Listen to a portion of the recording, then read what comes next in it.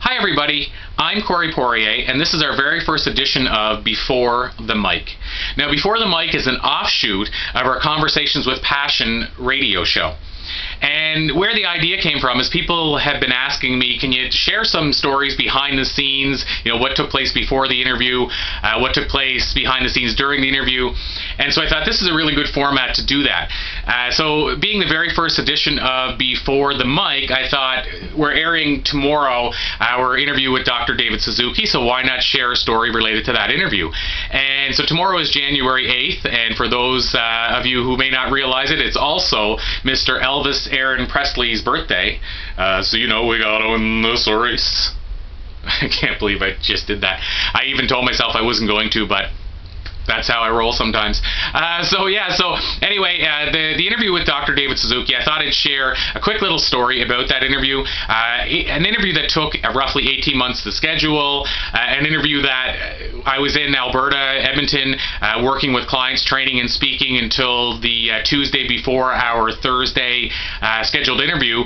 And in Edmonton, while I was out there, it snowed for 61 hours. I made it to the airport 1 minute late, 1 minute after check-in time, and so I had to be rerouted.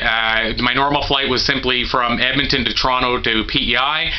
Instead, because I missed my flight and I had to reschedule, it changed to Edmonton, to Calgary, to Winnipeg, to Toronto, to Halifax, and then a 3-hour drive to PEI. So you might think that's the story, is just that I cut it close. If it was the story, I wouldn't have delivered it so quickly. So the big part to the story is that even though I went through all that, the interview itself, I was there just shy of 24 hours in advance of the interview. The interview itself went off without a hitch. The recording, we didn't have any issues there. And so the interview was done and I was feeling on top of the world. Out of thousands of interviews, this was just like a lot of them. It was a very exciting interview. And I was kind of on top of the world that it actually ran smoothly. I mean, that's always what you hope for.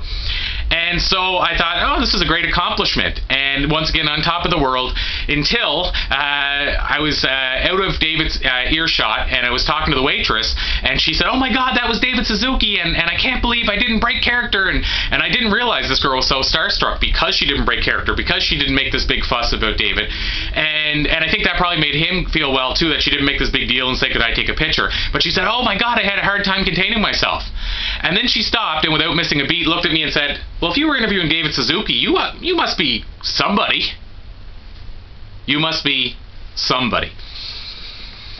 If and of course my mother thinks I'm somebody, but this comment, you must be somebody, any kind of I guess you could say tiny ego that was built up by this big accomplishment that took 18 months in the making was completely deflated by the comment, you must be somebody, are you? So I'm Corey Poirier. This has been Before the Mic. I hope you enjoy the interview tomorrow night with David Suzuki. And until next time, I guess I will see you when I see you. Or as far as the terminology goes, till next time, I will see you in the world of Videoland.